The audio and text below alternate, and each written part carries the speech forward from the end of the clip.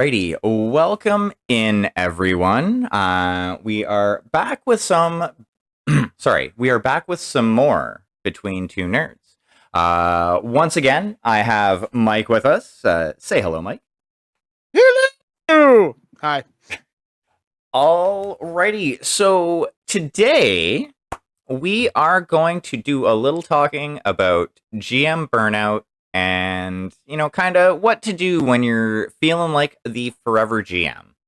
I know we've all had those stretches where it seems like we're behind the screen for far longer than we want to be, and we want to play for a bit. So we're gonna kind of spitball today and see, talk about some ways that you can kind of deal with it, or and some of the signs that it's starting to happen to you. Um, Yeah, it's one of those things that it's hard to deal with, and there is no simple solution, one size fits all. Like, for example, to be quite honest, I had a really bad case of DM burnout probably about a year ago, maybe a year and a half ago at most, but I was running D&D, I was running Shadowrun for a bunch of friends, and I'm like, guys, I can't do it. I can't. It's not that I'm bored, because that's not the right term. It's like I'm not entertaining you the way that I want. I'm not telling the stories that I want. I'm not having fun. And the reason that is, at least this is what led to my burnout, is I have this pressure of expectation. And what I mean is, if I give you a story, like for example, I love Shadowrun. It's one of my favorite all-time fictional universes. I want to give you lore. I want to give you Easter eggs. I want to give you an experience where that world feels lived in. I want you to be able to reference NPCs, places, events in the world. Basically, like if you say, "Oh, I turn on the news and I want to see what's happening on their version of CNN." I want to be able to give you a newscast, right? I want to be able to say, yes, and then today the election for President Dunklazan was finally certified and he'll be sworn in on January 6th, 2053, or some bullshit like that. I want to be able to spit out those things in a hurry, but I started losing I lost the plot, which means I lost what made the game fun, and that was running the shadows, doing so many different other things. And then with D&D, I wasn't an expert on the rules. I'm still not an expert. Like certain things I forget. It's not just move, action, minor action, whatever. It's not just that anymore. It's like it's all the prep involved, and sometimes I get a little overwhelmed, but it's like I don't want to disappoint people, and I started canceling games on my friends. I'm like, guys, I can't do this. And I'm even running into this right now with some of my games I'm running in my private life, because I'm like, guys, I'm having a bad day. I can't do this. And that's something else too when it comes to DM burnout. And I want to get your perspective on this. Being the forever DM is something, I'm not going to say it's going to affect your mental health, but it is, and it can. Um, in my case, it's that weight of expectation. Like I said, I don't want to make people sad. I want to make people having fun with me. I like hanging out with my friends. That's why I started running a Star Trek game. So every other week I run D&D one week, I run Star Trek the next. And it sucks cuz sometimes I just sometimes I just don't want to play the dragon game. Sometimes I want to go fight the Cardassians or something. So I tried to change things up. But now I'm rambling. So, yeah, like I don't know how you do this, because honestly, as I said, it almost got me. It wasn't until I started finding my creative spark again. What about you? How do you handle it? Because when you and I lived in the same hometown, you never really had a chance to DM or game master with me in a consistent basis. It was always someone else running things. And now that you and I have developed these podcasts together over the last couple of months, and we even played together on stream for a little while, I wonder how the hell you dealt with it, because it seemed like you had so much on your plate in your personal life and in your gaming life too. yeah. So Before I really go too far into that, I did want to touch on something because you'd mentioned that it can affect your mental health. Um, One of the things that I would like to add to that is your mental health can affect the rate of GM burnout as well. Oh yeah. And what I mean by that, like it's anybody who's known me for any length of time, and has been about my streams and has heard me talk about myself, you know that depression is something that I struggle with. It gets worse sometimes like a couple of times of the year for personal reasons, but it's something that, like you, I've had I've had games where I just like usually only private games. I've never done it for a podcast game. But like for private games where I'm like I'm sorry, I can't do it. There's so much going on right now. I am not in the right headspace to provide you with what I would expect to provide. And it kind of gets back to what you were saying about expectations and stuff like that. Now, setting aside mental health struggles, because like Mhm. my ways that I've dealt with GM burnout in the past haven't worked in those situations where it's Mhm. caused by, you know what, I do not have the spoons to deal with it. There's, Mhm. the only way to get your spoons back is to rest. Or actually, another way I've heard it referred to, and I kind of like it a little bit better this way, is referring to it as mana rather than spoons. But yeah, like the only way you can get your mana or spell slots or however you want to refer to it back is by taking a long rest. And sometimes that's what you got to that's sometimes that's what you need to do. But some of the ways that I've used to kind of break myself out of that funk, either run or play something completely different for like a session or two. Yeah, that's how I got around it too. I started running Star Trek and I found things being so much better. Yeah.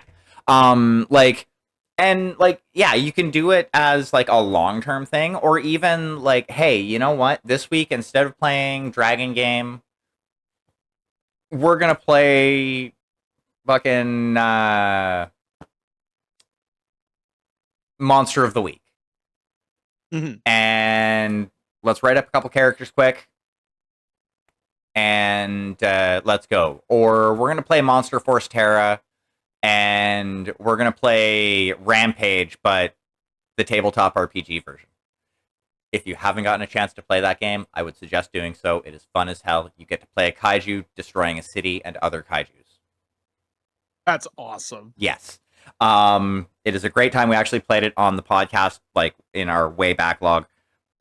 Is fun time.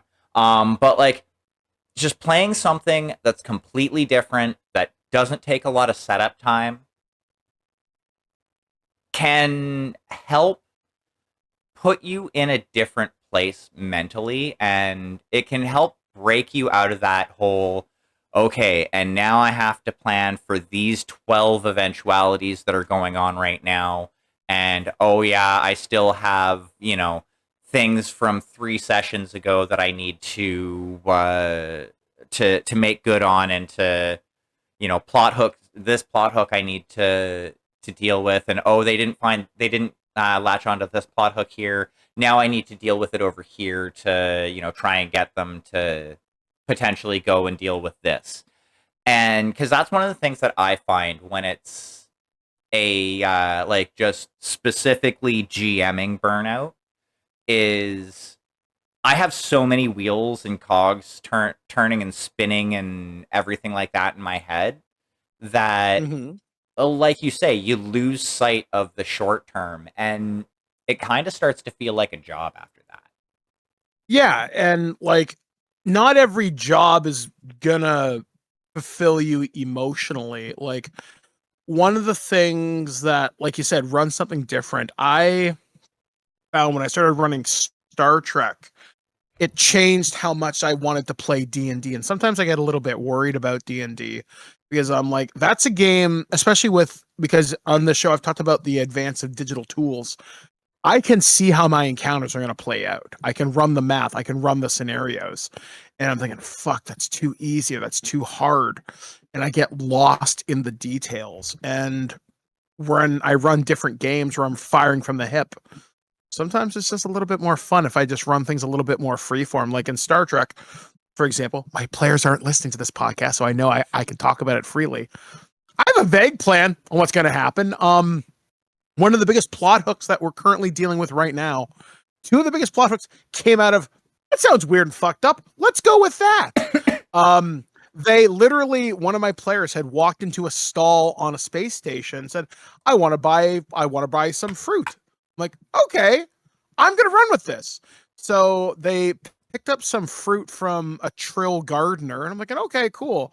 And they're like, okay. And they bring it back aboard the ship, and I'd hidden a message from Starfleet intelligence. It was encoded in the fruit's DNA strands.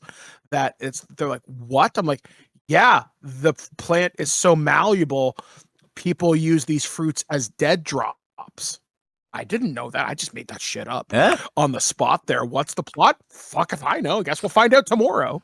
And the other thing was, one of my players had unexpectedly went to a holodeck, and I kept thinking, oh, fuck, what? Star Trek holodeck. Shit. I'm not doing Fairhaven. Fuck that noise. Okay, wait a second. Transporters, replicators, holodecks. I have an idea. And I created a character from the holodeck and the replicators and the transporters that, for all intents and purposes, is alive. Because because the holodeck can recreate living matter. It can create food. So I'm thinking, well, if it's using the transporters can recreate you from going to the planet from wherever. There's no reason it couldn't reconstitute a pattern based upon information it had stored in its buffers. So I had a character who was literally the living embodiment of the ship's memories as a character. And I don't know what's going to happen to that character. I think I have a courtroom drama coming up because that character's going to ask for asylum. I don't know how that's going to go. That's kind of cool. I like that concept. And like, to be honest, most of I kind of do this to help prevent GM burnout for myself for the most part. I generally try to keep my plans vague. I will have, and I've spoken about this before back in like the first or second episode of this show, where one of the things I like to do is I like to have the overarching story mostly figured out. Like the main beats as far as like, okay, so, I want this to happen, and that to happen. And if the PCs don't deal with this, threat in time, this is what the outcome is going to be. I know I'm being vague, but like, it could be anything that you want type deal. The specifics don't necessarily matter of the thing. But like anything else other than those main beats, I usually leave up to what the party does. Because one of the things that I've picked up from listening to a lot of fucking RPG horror stories, running games, watching TTRPG content on YouTube, and even being part of a podcast. A lot of what causes GMs to get frustrated with games, it seems, like, and I'm not talking like normal frustrated, I'm talking like unreasonably frustrated, e.g., frustrated enough to be on RPG horror stories, is having a very specific plan and your players looking at your plan and going, you know what? fuck this. This is way more interesting. And going off and doing their own thing. And speaking as a GM and, as somebody who is, on the spectrum, if I was to plan out like a meticulous point by point, I want this to happen, this to happen, this to happen, this to happen, step by step, and plan out every session to a T, and my players don't bite and don't buy into exactly what I want, that would be a huge feels bad moment for me as the GM, because it would then it kind of gets back to expectations. It would mean that I am then not meeting the expectations of my players. Mm-hmm. Which is really funny that you mentioned that, actually. I'm seeing this happen in a game right now, actually, where one of the players they're not having their expectations met, and they might leave the game because of that. And it's something that you and I talked about a while ago, about character archetypes and conversation. And I find talking, if your DM is open to it, and even if you as the player want to talk to your DM, like, you don't have to get confrontational, but you have to be open with your feelings. If you're not having fun, it goes both ways. Like, the DM has to be fulfilled telling the story, but you as the player have to feel engaged with the story as well. Because I feel you. Like, if your players aren't engaged, that's a huge feels bad moment. Like, I had all these cool things planned out, and it didn't go the way that I wanted to. And I'm thinking, man, that fucking sucks. Or I can't do this, I can't do that. But one of the things, because much like you, I suffer from depression. I am clinically diagnosed bipolar too. And I probably have a touch of neurodiversity. I've kind of started to figure out in the last couple of weeks. That wouldn't surprise me. Yeah, evidently I have some autistic traits, which is, again, I've got my special interest. But I was listening to other TTRPG content on YouTube, and it was specifically, I was listening to Pointy Hat, and Antonio DeMarco, I think his name is, D'Amico, and he really kind of reignited a spark in me. And I was just listening, thinking, you know what? Maybe what I'm needing in my TTRPGs is, don't plan Lord of the Rings. You will never get that. And that's perfectly fine. Mm-hmm. You're never going to get cyberpunk neo-noir. You're not going to get fucking Blade Runner, right? Hell, you barely get aliens time to time. But I got to thinking, you know what? If I'm willing to let my creativity really flow out, I think my players are going to engage with it. You have to gauge their interest, though. You have to kind of tiptoe around it. But if your players are open to it, experiment. And I found that was a real big help to me anyway. Like, for example, my D&D group's not going to listen to this podcast, my second one anyway. I had this huge encounter. They're basically, what had happened is this animal lord, this animal-based celestial, one of the new monsters from the 2024 manual, had said, I need you to go into the woods, take care of these poachers for me. If you don't do this in 7 days, forever shall I turn you into beasts. And they're like, oh, fuck, we got to go kill these poachers. Now, they just mopped the floor with that encounter as of like a week and a half ago. Nice. But the main bad guy, a Medusa, got away. So there's a drow they're going to interrogate. I got to thinking, what can I do? What have I never fucked with? Now, drow, what's your obvious next point you're going to jump to? Oh, it's the Underdark. I've been playing in a game, Damien, where we've been in the Underdark for over a year now. I'm a little sick of seeing fungus, but I've been told things are going to change. Things are going to get better for me, which is great. I'm glad that's going to solve part of my player. I wouldn't even call it burnout. Just, I want to change a biome. Yeah. But I'm going to send them to the Feywild. And here's why. I can do what I want in the Feywild because time works differently. So this whole timeline of, you have 7 days to kill the poachers, they can spend 7 months in the Feywild, and 5 minutes might have passed in the real world. Yep. I can do what I want. And when I realized my creativity can go off the chain like that, I'm like, hey, wait a second. Even in my Star Trek game, please don't be listening. I'm going to send them to my version of Voyager. What does that mean? I'm a science nerd. You've probably known this since you've known me. But I love space, specifically weird and scary stuff. And I'm not talking xenomorphs. I'm talking about the existential crisis. And there's a thing in the universe known as the B'huth's super void, the coldest area in the known observable universe, where they even wonder if this is where the Big Bang started. Because for an area that should be filled with hundreds of thousands of galaxies, there are 60. Yeah. This mathematically should not exist. Now, how does this relate to DM Burnout? Creativity.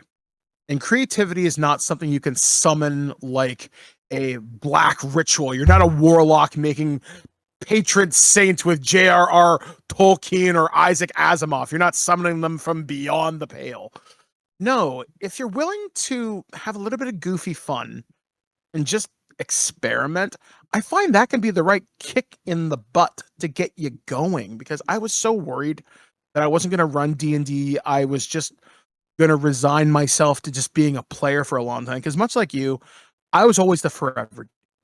And that's a feeling, I'm not going to lie, I'm starting to get that feeling right now, because I was really worried one of my private games was going to collapse and I was going to get stuck DMing it. If I want to play D&D, you're going to have to run it. Well, I don't want to have to pay for it using a site via Start Playing, although that's even an option for DM Burnout. If you just want to play for a while, you can talk to your friendly local game store. More often than not, there's a game going on, you're going to have to pay for it. Or if you're not that type of person, you can go to a site like Start Playing, find the game that fits your vibe, but you're also rolling literal dice there to see, are you going to fit in? But you are going to get a chance to pay or to play, but you're going to have to pony up a couple dollars. Now, So I do want to jump in regards to friendly local game store.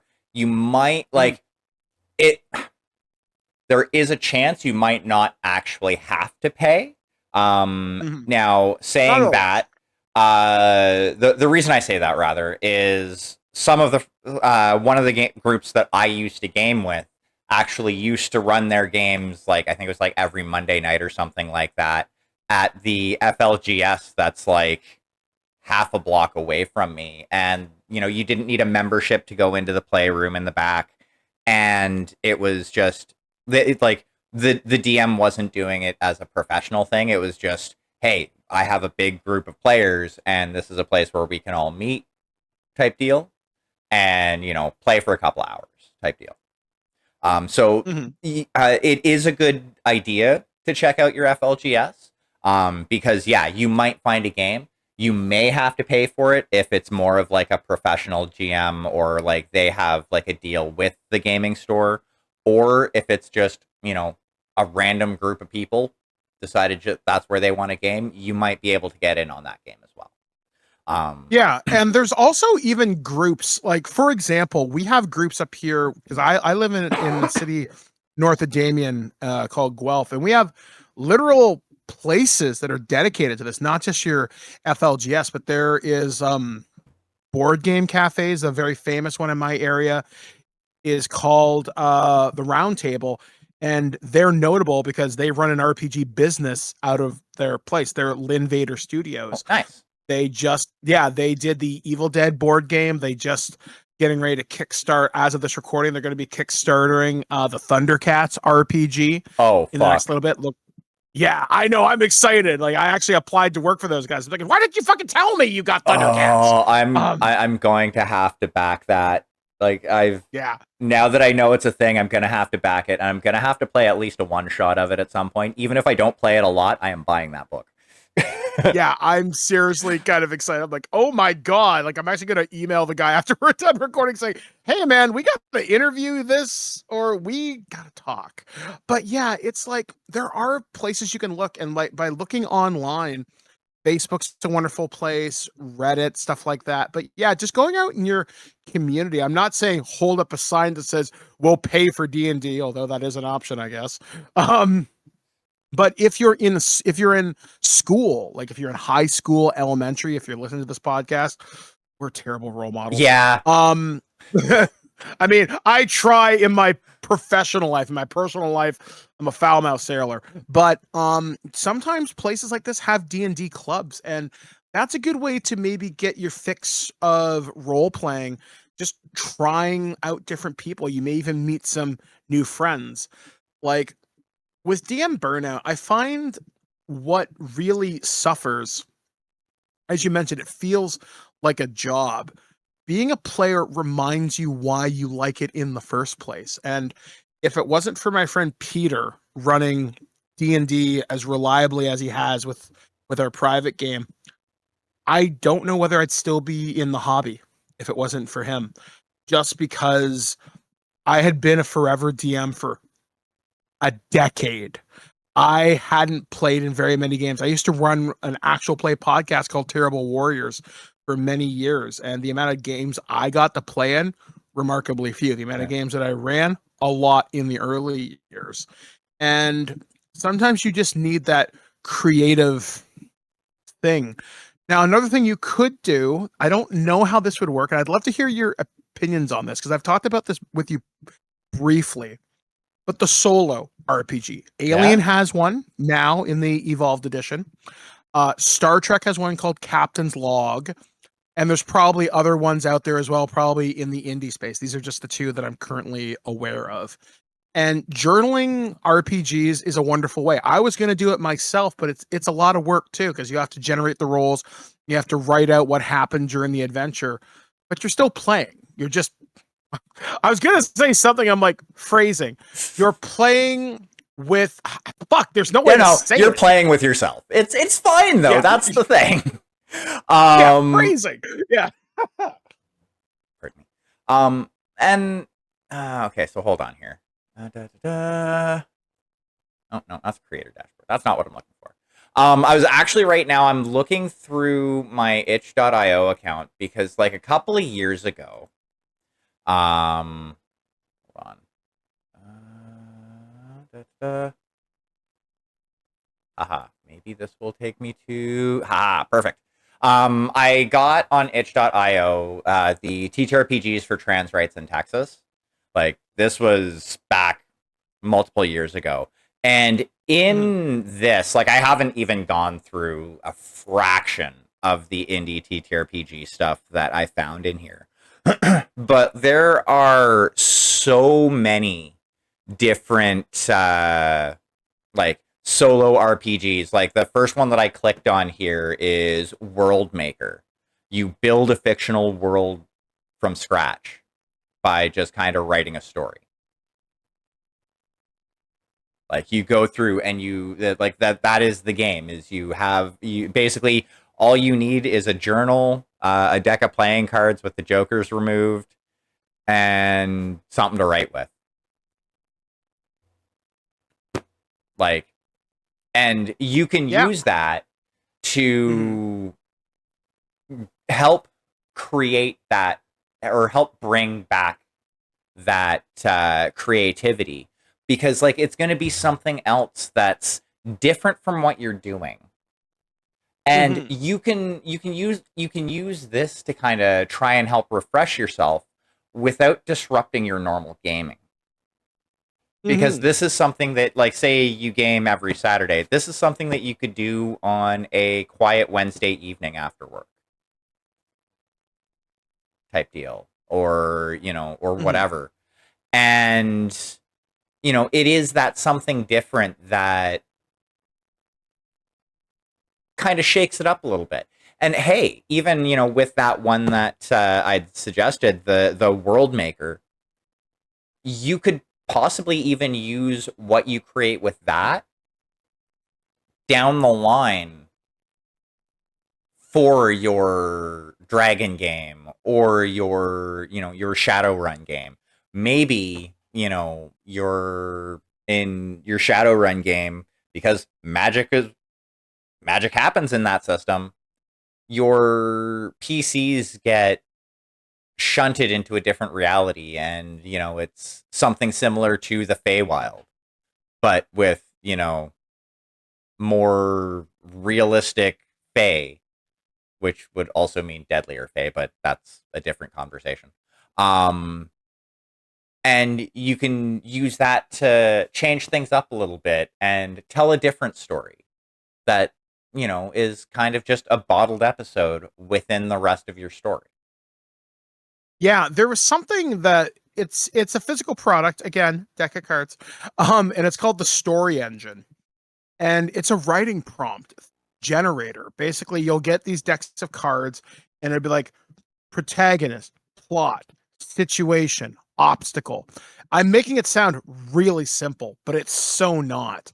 Um it's done by some local people up in my area. It's over in Kitchener. It's by Maroki and Peter, I think, are the two people behind it. Just Google it. It's a wonderful writing tool. But I've also seen people use it for RPG generating ideas for like, and you can adapt them to any system. They have stuff that's specific to sci-fi, stuff that's specific to horror and cyberpunk, etc. Like all these different genre things they have kind of built into it. Like, because obviously, like, I think a long thing of DM burnout is you lose your spark of creativity. And part of it also, too, is prep. And you know what? It's weird now because, again, I talk about digital tools a lot, which means for my prep, because this has now become a part of my process because of my friend Peter, I start using maps. I go to Pinterest, I download maps. I really need to sign up for Chespeku at some point. I just haven't gotten around to it. And just start pulling maps so that I can put my bad guys, build my encounters. But sometimes the best prep, as long as you have a vague idea, because I used to think the only way to play TTRPGs was theater of the mind. I used to abhor minis, which I know offends you as a maker. But I never used to use maps. I never used to play with my maps on a table. In fact, I think I played the only time I've ever played with stuff on a table is BattleTech, because you literally need to have the hexes to measure out how far your LRMs are going or whatever. But in a narrative game, you don't have to worry about that. And even certain game systems encourage, like, they don't have maps. Like, they don't worry about distances and stuff like that. It hits or it doesn't or whatever. Yep. Some games are even built around not having combat, stuff like Kids on Bikes or Tales from the Loop and stuff like that. Like, hell, even in Transformers and Power Rangers, you're not dead. You're in stasis lock or you're defeated. Like, you're not. Yeah. I think Masks is not even a deadly game, if I recall. Yeah, no, it's not correctly. So it's like having the prep where you're relieving yourself of that expectation to have everything. And I think part of the problem is, I mean, we are on a podcast right now, but you look at stuff that has come in. Even I come from the producing side of an actual play podcast. You look at stuff like Critical Role. For the love of fuck, do not use that as your example of this is what the RPG experience should do. Because I find that leads, from what I've observed, to a lot of DM burnout, because you're expected to do all these funny character voices or these deep, intricate plots that would take an entire writer's room. Yeah, because aren't they basically like in the industry outside of Critical Role? Like, I think some of them are like voice actors and shit like that. Yeah, So, they're like, voice actors, they're writers, comedians, professionals. Yeah, they're professionals. Your private game, you know what? Strive to be as immersive as you feel comfortable with. If you want to push that, strive to have fun. Strive to have fun. Strive to, tell the best story that you can. Yeah, like, you don't have to go to Soundscape or Sirenscape or whatever the fuck it is and have atmospheric music. You don't have to bring people into your house and have candles lit and speak in a spooky Romanian accent as you just describe Strahd von Zarevich's grip upon the dread realm of Barovia. Like, just have fun. And that's, I think, what DM burnout is. You lose sight of what makes this hobby fun. And as much as, like I said, prep can be really, it's labor intensive, but sometimes I find fun in the prep now. That's something that I found in my own DM journey, especially recently, is I run a game professionally for my friendly local game store.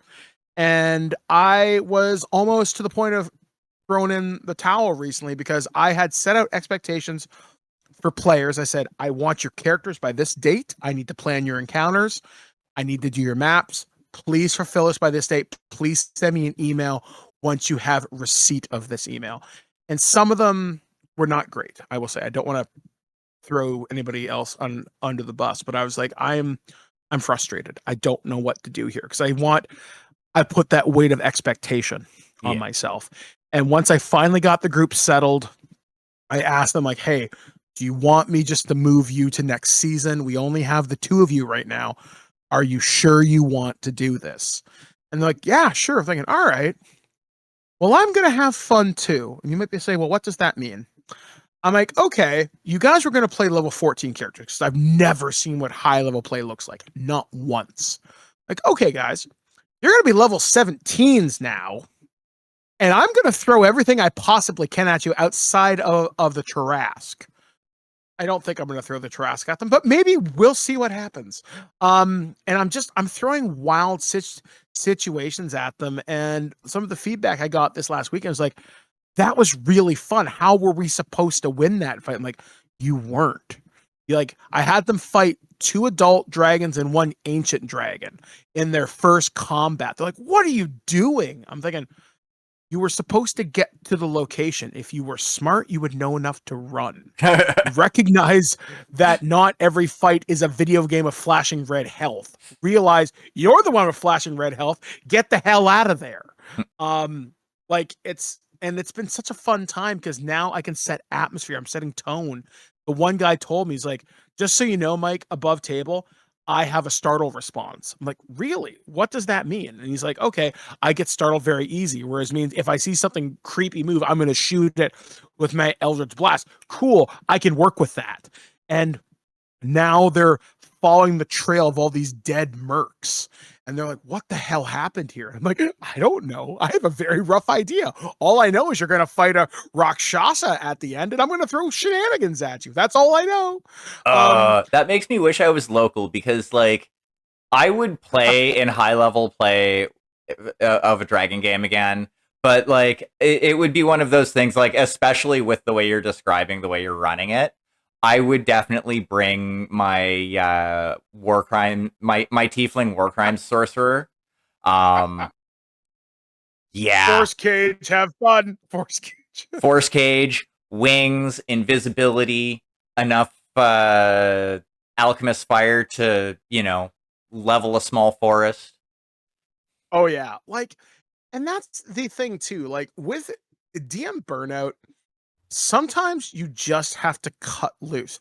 Now, I'm going to add a caveat to that. Don't be vengeful. This is not you versus them. Sometimes, if your players are with it, you can say, hey, can I try something different?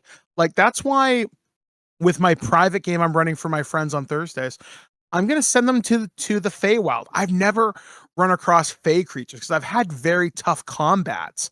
My next couple of sessions, if they roll combat, they've done something wrong. I'm going to have traps, which is fine, and a lot of encounters. There was something I was reading, or I was listening to Pointy Hat, and he was talking about the Feywild, and he had this idea where, what if there were Fey creatures that lived on dreams? And he kind of postulated the idea of these creatures need to eat, they need to live, but the place they've been going to has been they're overfeeding, people are disappearing and they're not coming home, and you're going to run into this creature and the creature is going to be like, well, we eat their dreams, we eat their nightmares, we give them nice dreams in return. Are we not treating them well? You treat your cattle like food. Do you give them a nice place to sleep too before you kill them?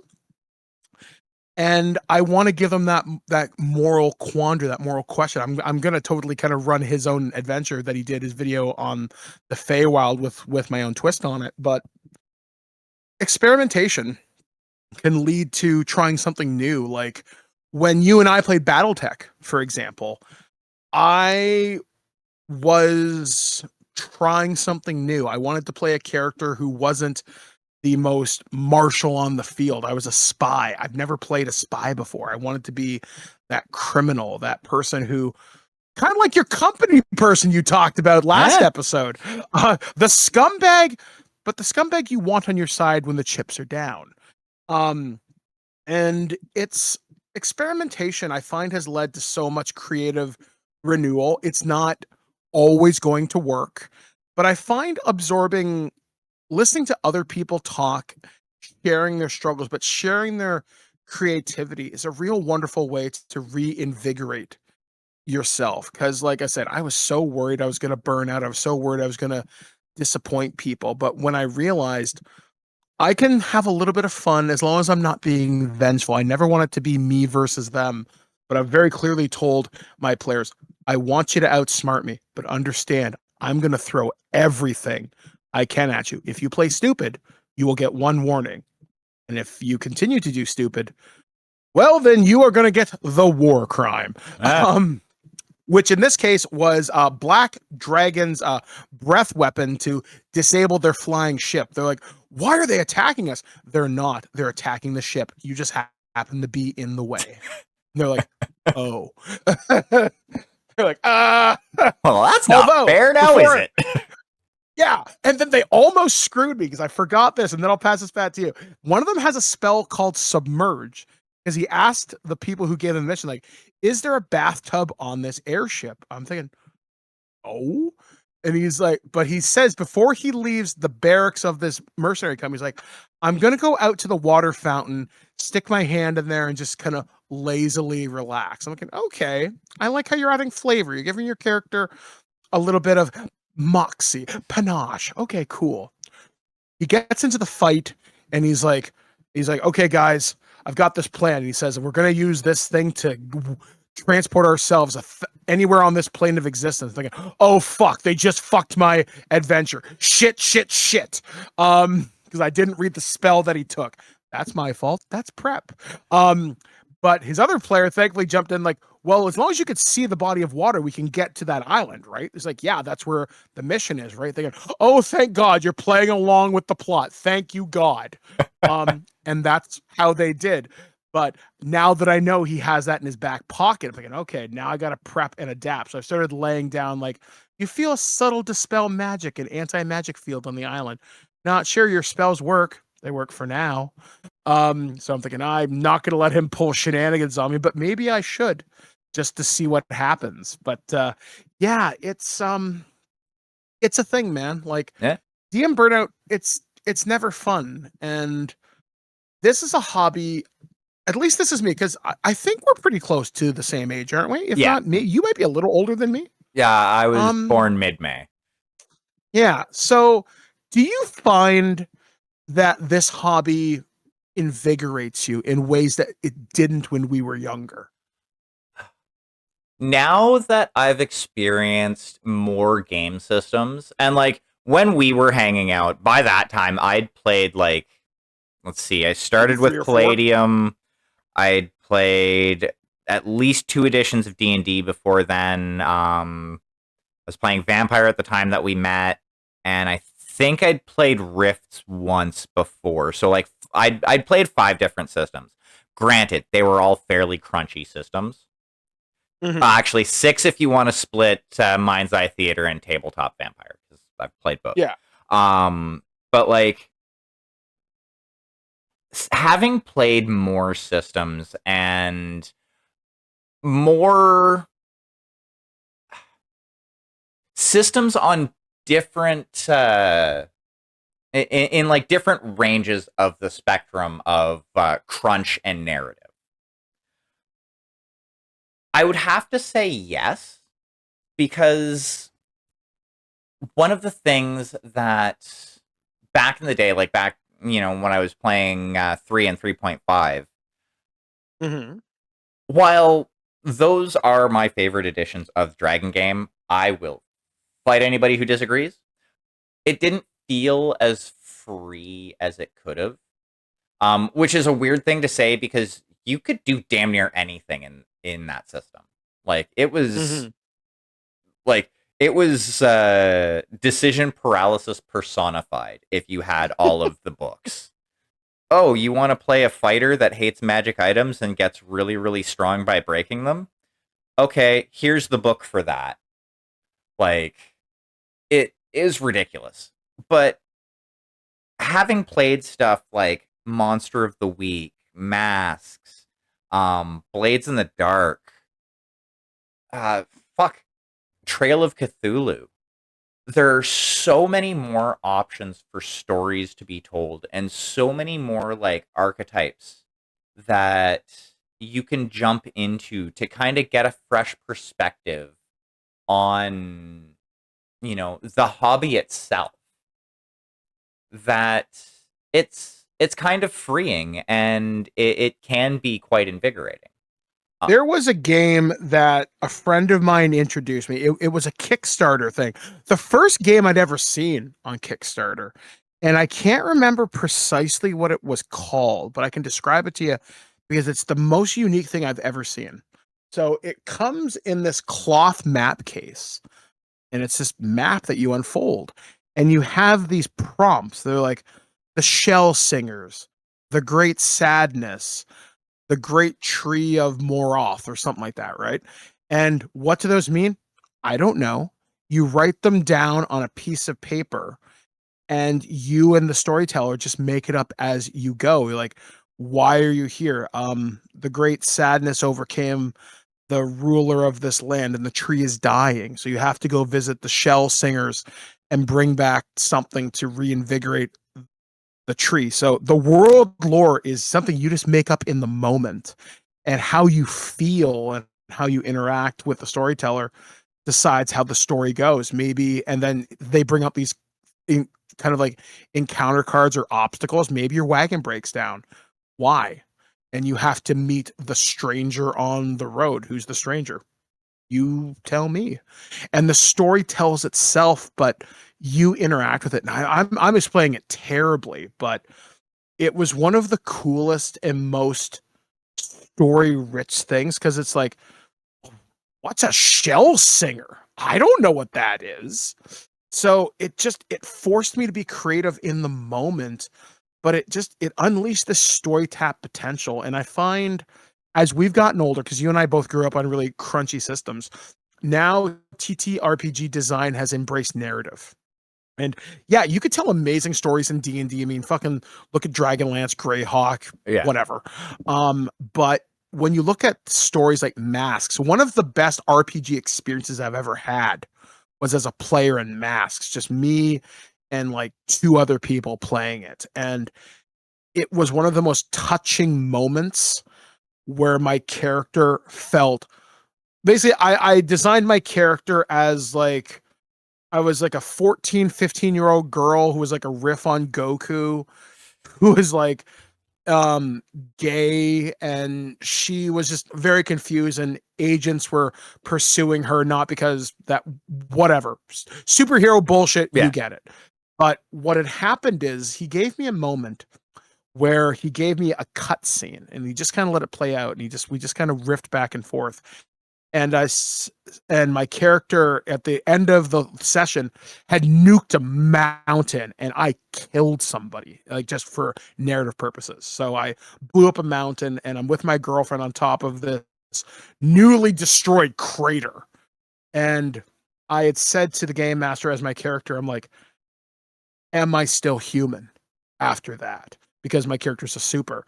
And the game master describes, like, my girlfriend takes my hand, squeezes it, fades to black.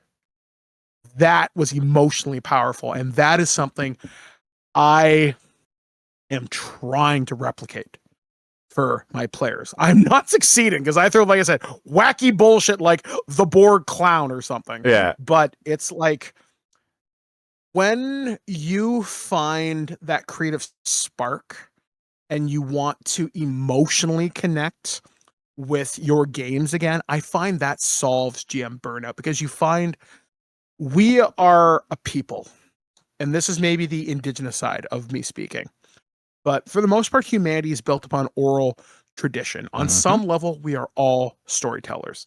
And when we reach into that ancestral memory of sitting around ancient campfires, sharing stories, that I find brings us back to that ancient memory of us being together, creating something.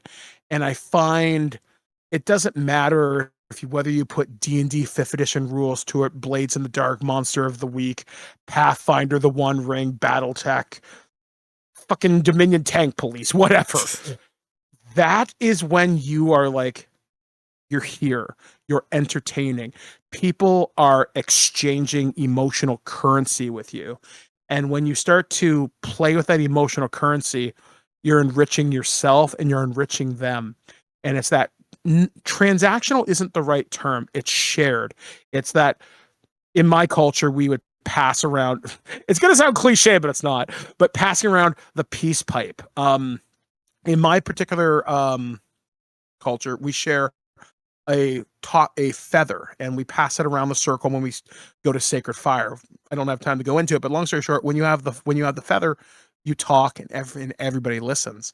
So when you, as the storyteller, have someone engage with you, you're sharing a moment, and that's a powerful thing. And I find if you can find your moment to collect the emotional currency from yourself and be able to spend that and freely give that out with your friends, you will probably overcome that emotional and burnout that comes from like, oh, fuck, I have to create a dragon encounter.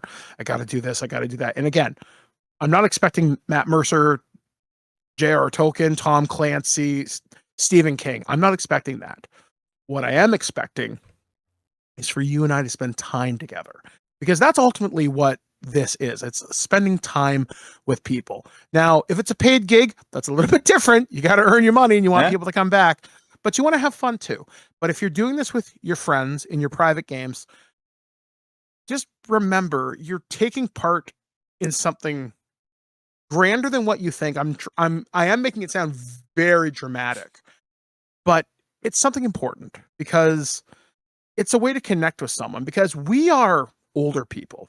Not everybody can experience this joy. Like, I'm sure there's stockbrokers who play D&D, but when you're willing to just play pretend with another person who is being as vulnerable as you are, whether they are the elven princess running away from a kingdom that wronged her, whether you're the dashing tiefling rogue who escaped Avernus or whatever, that's pretty cool when you break it down. Or whether you're the shadow runner bringing hope to the sinless, that's awesome. And you don't get a chance to experience too much joy like that when we were children again. And I find that's another reason to look at DM Burnout from another perspective. You're engaging with that inner child again. You're saying, hey, can Melissa come out to play? Can little Billy come on out to play? So I don't know. That's how I solve it. I probably just went on this huge philosophical rant for like 10 minutes, but it's fine. It's fine. There it is. There it is. Now, there is one more thing I did want to touch on as a way to deal with GM burnout. This is more from a specific point, and I'll try and make this brief. Okay.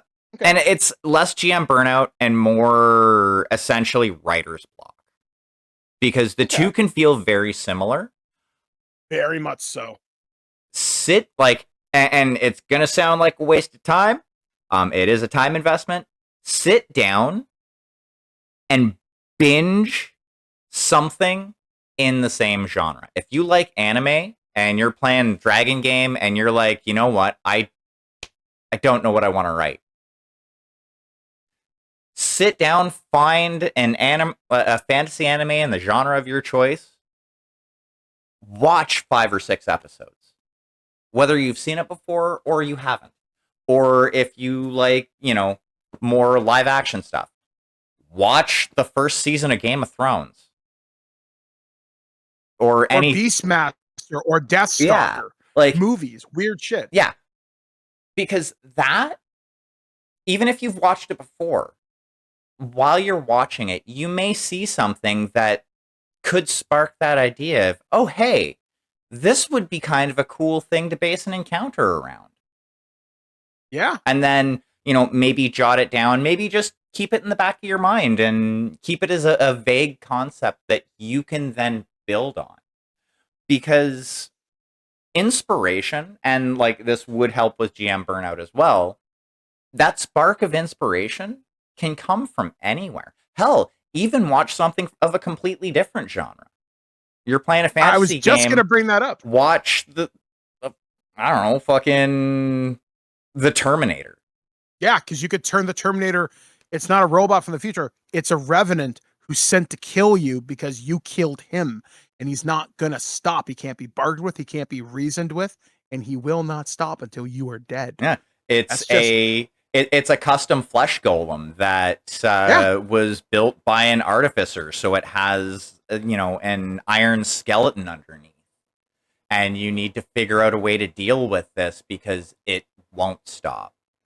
I mean, one thing that I got inspiration from, because I'm so glad you mentioned that, is one of the traps I designed in my dungeon this week comes from the weirdest place. I never thought it would happen, but I'm a big video gamer. I review video games in my professional life outside of being an activist and fighting the power. Um, I, Damien, have you ever played Resident Evil 1? I've probably played a little bit of it. I don't like the old Resident Evil games because of the Because of the camera. tank controls? Yeah, Yeah. it's specifically the camera. The tank controls are one thing. It's just the camera changes and then it fucks up the controls. And I get frustrated. I'm like, fuck this. I'm gonna play something different. Okay. So there's a puzzle in the first game. It's on the second floor of the Spencer Mansion. Okay. And what it is, you go into a room, you pick up the item you're supposed to grab, and when it does, it activates a poisonous gas and the door locks. Yeah. So I was like, man, what am I gonna do? Like, it's D&D. Are there gas traps? And I was browsing Reddit and like, hey, wait a second, someone made a gas trap. This is weird. So I started thinking about this. I'm thinking, hey, I could steal this. I just have to flavor it with medieval bullshit. No, wait, I don't even have to do that. Fucking zombies exist in D&D and they're immune to poison.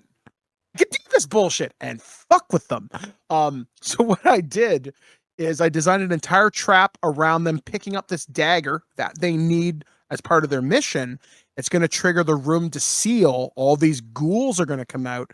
But if they want to stop the gas in the game, you have to push a knight statue that activates a pressure plate that opens the door and stops the gas. So I was like, hey, wait a second. Could I do this in D&D? I'll have the grates in the floor locked, because in D&D you can lock them to the floor, but I'll make the statue movable. So if they're clicking around figuring it out and they're gonna think, well, I break the door, you can't. Make them think about it. So it's like you can find inspiration in like any place. Hell, if you wanted to holodeck D&D, that's the Feywild. That's the Shadowfell. You can do that shit. Hell, it's a dream sequence. Yes. And like, you could even introduce Q if you wanted to into your D&D game, because that's just an archfey by any other name. Yeah. Fuck. Actually, that is exactly what Q is. I just put that together. But yeah, there's like, and hell, like you and I talked about in our last episode, talking about cyberpunk and doors in like straw. I'm trying to remember exactly what you said, but you think about that, like you can translate stuff from, like, if you binge like an anime, like say My Hero Academia, where okay, maybe they're not learning to be superheroes, but they're at a knight academy learning to be knights of Salamia or something. You've got ideas. You just have to take off the tech cape and throw on, a squire's clothing or something. Oh fuck. You can redress anything. Transformers could be golems. Yeah. Like hell, there are plenty of anime that, fantasy anime where the main setting is an academy of some sort. That one, super easy to do. Oh yeah. And that's the thing, and like that's what I'm saying is like you can watch that show, that movie, that series, and pick something up from it. Hell, you could probably find inspiration for maybe a one shot, a single story, hell, even a campaign out of a movie like Empire Records. If you I could see that actually. Yeah, they're closing a place where all the bards go to gather and exchange stories and song. Oh my god, I'm stealing that. Yeah. That's good. That's good. Yeah, and that's something that's completely out of left field. And there's like, if you just watch the movie, all of the little mini self-contained stories that are in that, you could recreate something similar in your TTRPG of choice. Hell, that would be fun as fuck to do as a shadow run, like, one shot or short, like, say, like 5 or 6 session, like, mini campaign. Is, the crew has this, like, local music store that they go to that's going to be shut down because of, insert megacorp here type deal, or, you know your I don't know how well it would work in Star Trek, but, like, hell, you could do it in Star Wars. Oh yeah. It's all about taking that inspiration and kind of making it your own, again, finding that spark of inspiration to get you back on track. Yeah, like ultimately as we begin to kind of wind things down here, it's like understand you're here to share time with your friends. Hopefully not in a professional sense because that's a whole different conversation.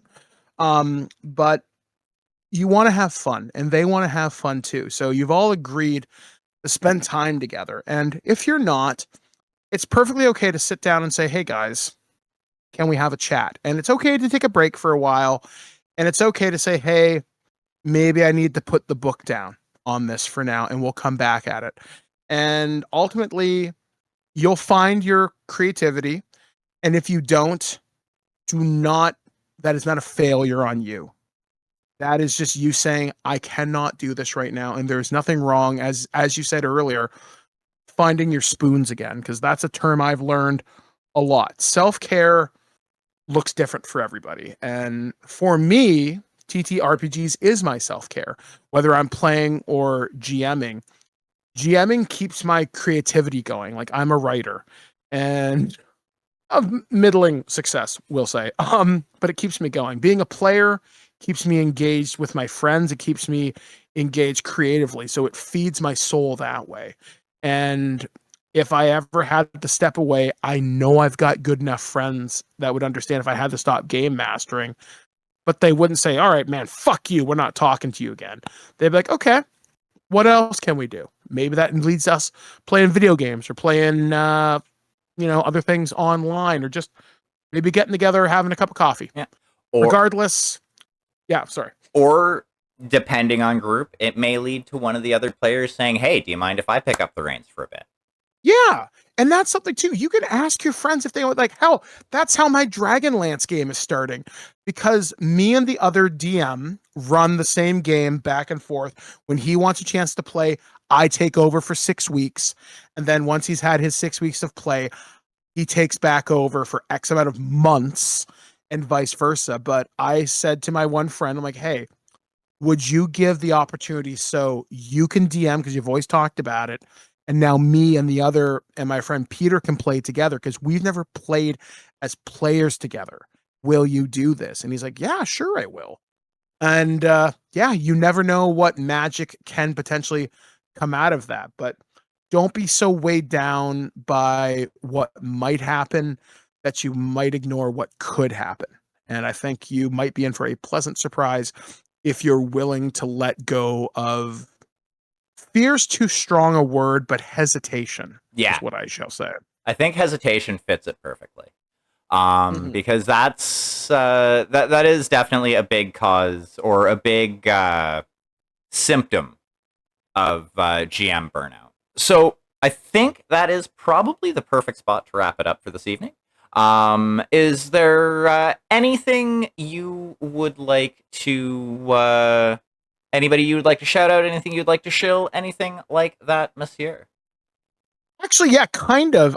So a couple of weeks ago, in my local area, the Pink Power Ranger, Amy Jo Johnson, had made an appearance at my friendly local game store, and I had her sign my Renegade Game Studios Power Rangers, the role-playing game main book.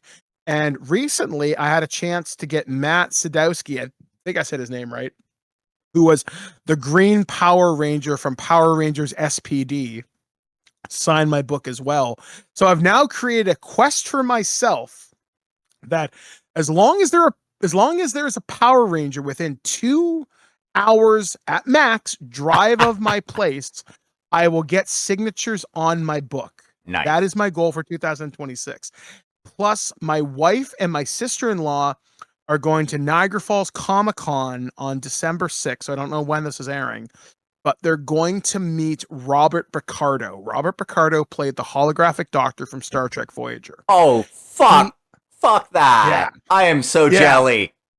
Oh, yeah. So they are going to take my Star Trek second edition core role-playing game book and get Robert Picardo to sign it. Now, this is important for several reasons. Number one, he's my favorite character in the entirety of the franchise. He's my favorite actor in the franchise.